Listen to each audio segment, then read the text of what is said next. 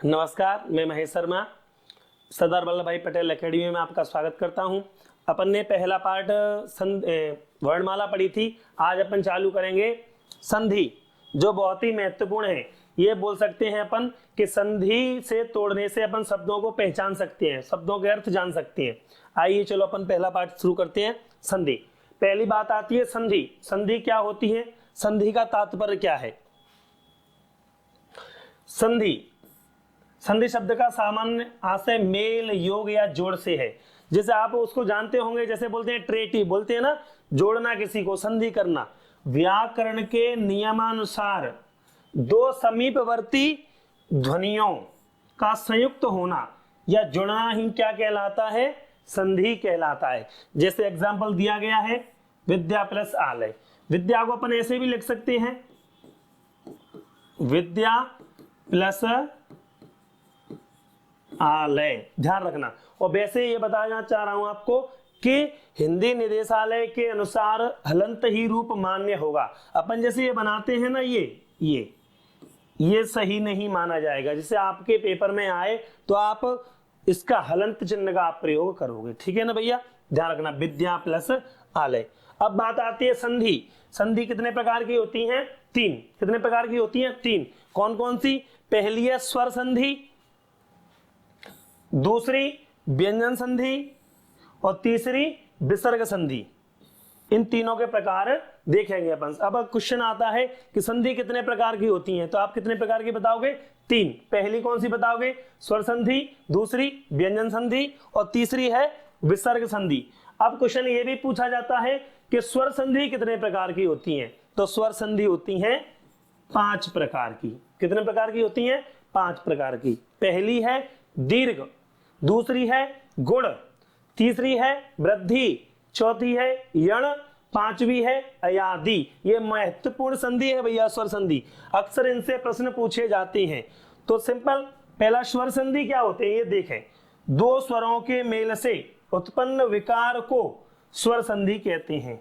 जैसे छात्र, अ प्लस आ, क्या बना? बड़ा आ। तो छात्रावास, स्वरों के कितने भेद हैं? 5 भेद माने गए हैं। पहला दीर्घ, बता चुका हूं। आज अपन पढ़ेंगे मूल रूप से दीर्घ संधि। दीर्घ संधि, दीर्घ संधि किसका भाग है? स्वर संधि का भाग है दीर्घ संधि। दीर्घ संधि के मैंने 5 भाग बताए। कितने बताए? 5। पहला क्या बताया मैंने? दीर्घ संधि, दूसरा गुण संधि, तीसरी वृद्धि संधि और चौथी है यण और पांचवी है अयादि। चलो आगे चलते हैं अपन।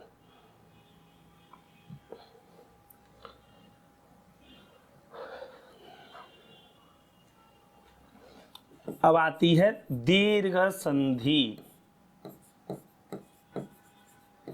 दीर्घ संधि क्या होती है भैया? जिसमें देखो अपन नियमानुसार भी पढ़ेंगे और अपन को संधि को सिर्फ पहचानना है। संधि बहुत महत्वपूर्ण है, पहचानने के लिए पेपर में आती है। जैसे दीर्घ संधि में क्या बोल सकते हैं अपन कि जब, क्या है ये, कि जब ह्रस्व या दीर्घ, जब ह्रस्व या दीर्घ। ह्रस्व क्या पढ़ा था अपन को? ध्यान है, अपन ने ह्रस्व 3 अक्षर पढ़े थे। क्या क्या पढ़े थे? 3। एक ये था ई, उ और एक और था री, जो अलग से था। मैंने तुम्हें बताया था भोलाराम तिवारी के अनुसार स्वरों की संख्या मैंने आपको 10 बताई थी, जिसमें री को स्वर नहीं माना था। ध्यान है, जब ह्रस्व या दीर्घ स्वर अ, ई, उ के साथ समान ह्रस्व या दीर्घ स्वर का संयोग होता है, जिन्हें अपन क्या बोलते हैं? सजातीय। ध्यान है, मैंने बताया था सजातीय अक्षर बताए थे आपको, 3 बताए थे। एक तो बताया था मैंने बड़ा आ, दूसरा बताया था बड़ी ई और तीसरा बताया था बड़ा ऊ। ये कैसे हैं? सजातीय। तब उसी वर्ग के दीर्घ स्वर का आगम होता है। जैसे अस्त प्लस अचल, कैसे लिखेंगे? अस्त प्लस अचल। तो क्या आया यहां? अ प्लस आ, ठीक है, बराबर क्या बन जाएगा? बड़ा। चलो इसकी अपन बात करते हैं अब आगे। एग्जाम्पल बताऊं आपको मैं? एग्जाम्पल देखो कोई भी हो सकता है। एक और बात ध्यान रख लो, या अ प्लस आए, या बड़ा आ प्लस बड़ा आए, या इधर छोटा इधर बड़ा आए, या इधर बड़ा इधर छोटा आए, सबका बनना है बड़ा। ध्यान रखना, अपन अर्थ कैसे स्पष्ट करेंगे, तोड़ेंगे कैसे। सबसे बड़ी चीज ये है कि अपन को मूल शब्द देखना है। मूल शब्द क्या होते हैं? जिनके अपन खंडन नहीं कर सकते, ऐसे शब्द जिनके कोई ना कोई अर्थ हो, जब अपन संधि तोड़ सकते हैं। एग्जाम्पल के तौर पे अपन लेते हैं, जैसे पहला शब्द लेते हैं वीरांगना। क्या लेते हैं? वीरांगना। शब्द क्या बनेगा? सेकंड बात एक और पहचान रहेगी भैया इसकी, अपन कौन सी संधि पढ़ रहे हैं? दीर्घ। दीर्घ का पहला नियम कौन सा है? अ प्लस आ। अगर बड़ा आ होगा तो ही अपन संधि तोड़ पाएंगे, अगर बड़ा आ नहीं है तो संधि नहीं होगी। आप ध्यान रखना इस बात का, है ना। ये पहचान बोल सकते हैं अपन इसको। बड़ा है यहां से तोड़ने हैं। आपको समझ में आ रहा होगा कि मूल शब्द क्या बन रहा है? वीर। तो वीर शब्द अलग कर लेंगे। बचा क्या यहाँ? अ, तो ये अनुस्वार भी है तो अंगना बन गया। तो क्या बना यहाँ? अ प्लस अ बराबर बड़ा। ये तो नियम वाली बात हुई। आपको सिर्फ ये ध्यान रखना है कि बड़ा आएगा वहां से तोड़ेंगे संधि। कौन सी? दीर्घ संधि। ध्यान रखना इस बात को भैया, है ना भैया। क्या बताया मैंने आपको? वीर प्लस। अब वीर का तो आप अर्थ जानते हो, जो वीर है भैया, जो डरता नहीं है किसी से। वो अंगना मतलब होती है स्त्री। खासकर अपन ध्यान रखना, अपन शब्दों पर ज्यादा जोर देंगे क्योंकि शब्द बहुत महत्वपूर्ण है। लगभग एसआई में आप मान सकते हो कि लगभग 30 क्वेश्चन ना शब्दों से बनते हैं। जैसे पर्यायवाची है, विलोम है, अनेकार्थी है, तत्सम है, तद्भव है, समुच्चरित भिन्नार्थक है, समश्रुति है। ये जानते हो आप भैया। इनसे लगभग 30 से 35 क्वेश्चन बनते हैं। तो अंगना माने स्त्री, देखो ये समश्रुति बन जाएगी अंगना, और ये आंगन। अलग अलग है भैया। क्या है? अंगना और आंगन अलग अलग है।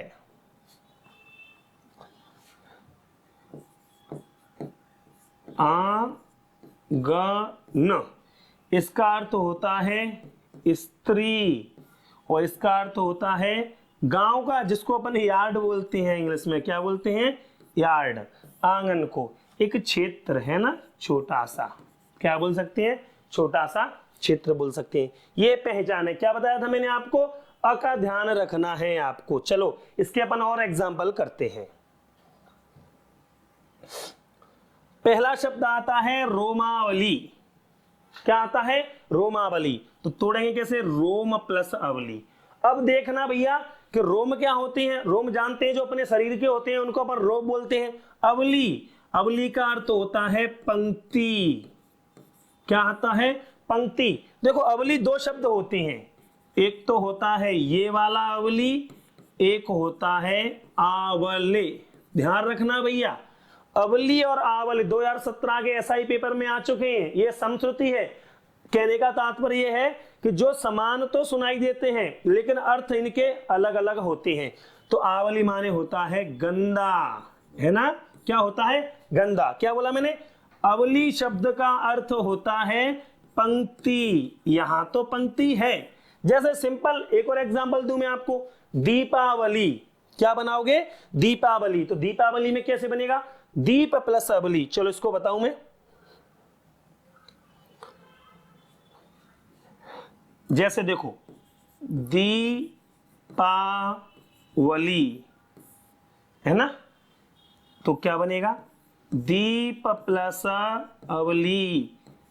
दीपों की पंक्ति, वही तो दीपावली बोलेंगे। जैसे रोमावली था तो उसे रोमावली बोलेंगे। एक और एग्जांपल ले लो इसका, रत्नावली। क्या? रत्नावली। तो क्या तोड़ेंगे? रत्न प्लस अवली, रत्नों की पंक्ति। रत्न क्या है? एक पदार्थ, मतलब एक चीज, एक वस्तु है। रत्न जिसे अपन पहनते हैं वो रत्नावली हो जाएगा। चलो और एग्जांपल लेते हैं अपन। दूसरा स्वार्थ, स्व प्लस अर्थ। स्वयं का अर्थ स्वार्थ। स्व भी क्या है, अलग अलग होती है, एक तो होता है ये स्व, एक होता है ये स्व, ये आपको ध्यान रखना है। इस स्व का अर्थ होता है स्वयं। क्या अर्थ होता है, स्वयं, स्व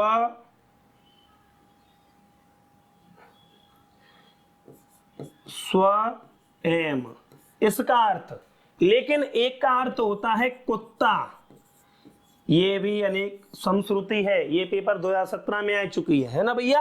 एक ये स्व, एक ये स्व, सा अंतर है, मैंने आपको बताया था 3 सा होती है, एक ये सा और ये वाला सा।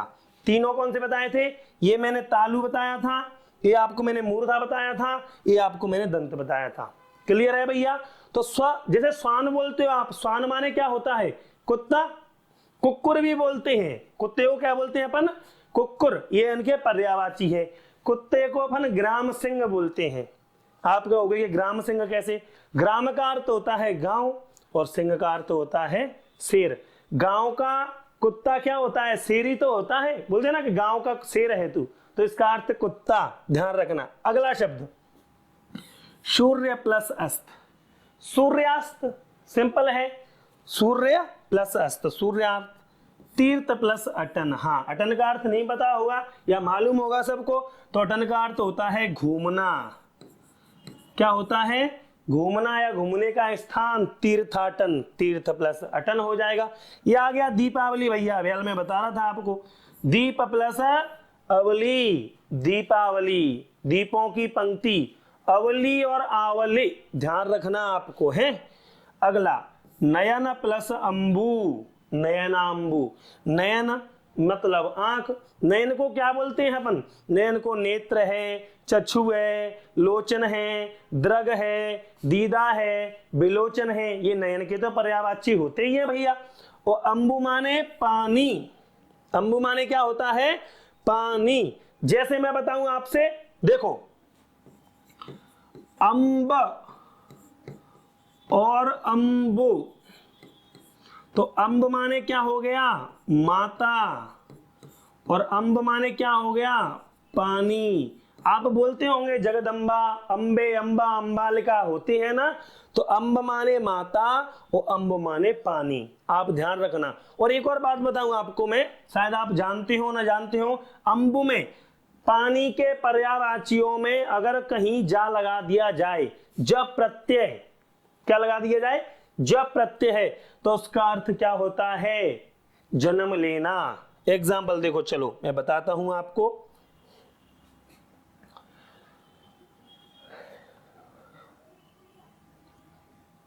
देखो ये जल है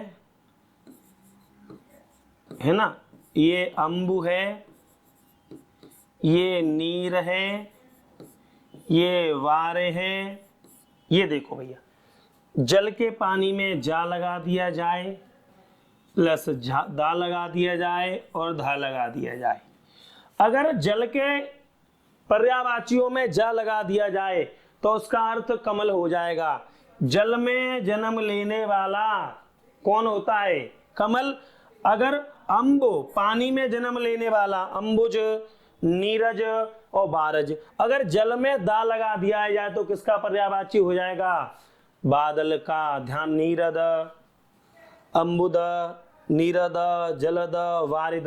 अगर धा लगा दिया जाए धी, तो किसका पर्यायवाची हो जाएगा, समुद्र का, समुद्र का पर्यायवाची हो जाएगा। इसको आप ध्यान रखना, बहुत अच्छी चीज है। चलो अपन करती हैं अगले एग्जाम्पल पे। अगला आता है जठर। क्या आता है, जठर।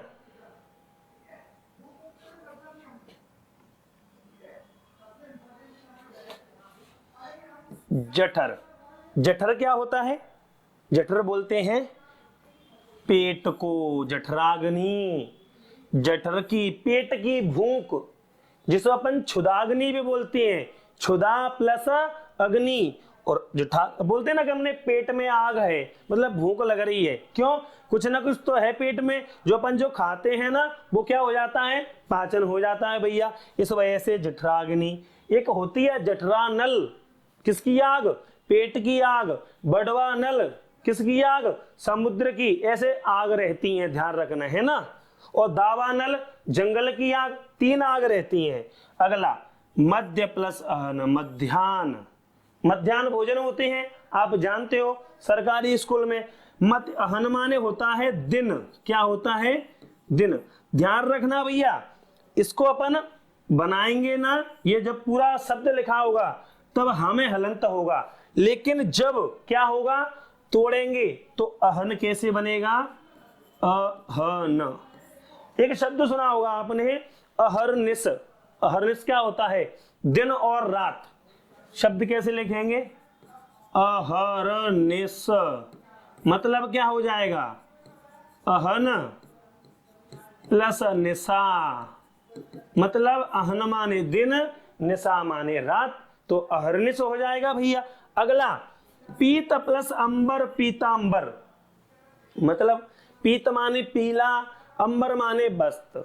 जिसके पीले हैं वस्त्र, अर्थात विष्णु जी या कोई भी हो सकता है जो बाबा रहते हैं ना, वो पहनते हैं, उन्हें अपन पीतांबर बोल सकते हैं। लेकिन ध्यान रखना, अंबर के 2 अर्थ रहते हैं। अंबर एक तो होता है बादल, लेकिन बादल का अर्थ कब होगा और कपड़े का अर्थ कब होगा, ध्यान रहे। जैसे मैं बोलूं आपसे नीलांबर, तो नीला है अंबर, अर्थात बादल की बात कर रहे हैं अपन।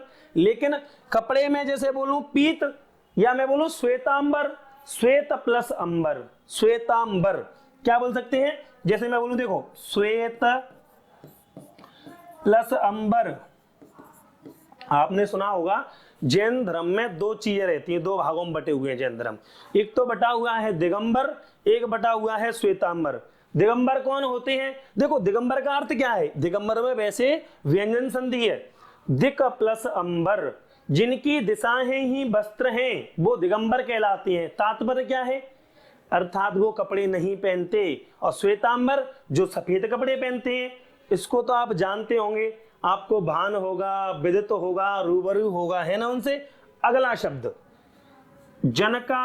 जनकांगजा, तो जनक प्लस अंगजा। जनक के अंग से जन्मी, मैंने अभी क्या बताया था? जब किसी भी मूल शब्द के अंत में जा लगा दिया जाए तो उसका अर्थ क्या होगा भैया? उसका अर्थ होगा जन्म लेना। एग्जाम्पल ले लो भैया, देखो जैसे मैं बोलूं आपसे अग्रजा, अग्रज या अनुज। अग्र माने आगे और जा से जन्म, और अनुज अनु माने पीछे, जा से जन्म। कोई भी ले लो, पंकज, पंकज ले लो आप, पंक प्लस ज, तो पंक माने होती है कीचड़। पंक का मतलब क्या होता है? कीचड़ से जन्मा। कौन? कमल। ठीक है, चलो अगला लोचना विरामा। लोचन प्लस अभिराम, लोचन माने आंख, आंख के पर्यायवाची बताए थे मैंने अभी। नेत्र, नयन, लोचन, चक्षु, दृग, दीदा, विलोचन। अभिराम मतलब होता है सुंदर। आपने एक आरती सी आती है ना जो श्री राम जी की रहती है, उसमें आता है लोचना अभिरामा, है ना। तो लोचन प्लस अभिरामा। अब मैं अगला आता है, ध्यान रहे कौन सा, इसकी बात करते हैं अपन, इसके और एग्जांपल। देखो एक और शब्द बता दूं मैं आपको, अभिराम प्लस अविराम। ये भैया अलग अलग है। क्यों है? ये पेपर में आ चुके हैं 2017 के एसआई में। अविराम का अर्थ होता है सुंदर और अविराम का होता है बिना रुके। ध्यान रखना, दोनों संस्कृति हैं, ये पेपर में आती हैं, अपन पढ़ाएंगे कभी इनको, है ना। आप देखो जो चीजें आपको अच्छी लगती हैं या जो चीजें नहीं आती तो आप हमें कमेंट करके बता सकते हो, जिससे वीडियो लाई जाएगी आपके लिए, है ना। जैसे कोई आपको हिंदी का पार्ट टिपिकल लगता हो तो मैं वो आपके लिए ला सकता हूं, है ना। आप इसमें देख सकते हो, ठीक है। चलो इस पे अपन आगे चलते हैं। इसमें क्या रहेगा भैया, अगले इसके एग्जाम्पल रहेंगे। शब्द आएगा मुरारी, ये सब जानते हैं आप। मुरारी अपन क्या करेंगे, इन चीजों को आगे अपन देखेंगे या अपन अगली वीडियो में देखेंगे। और धन्यवाद, ठीक है ना। आप लाइक और कमेंट करिए, मैं आपके लिए तत्पर तैयार रहूंगा, ठीक है ना भैया। धन्यवाद।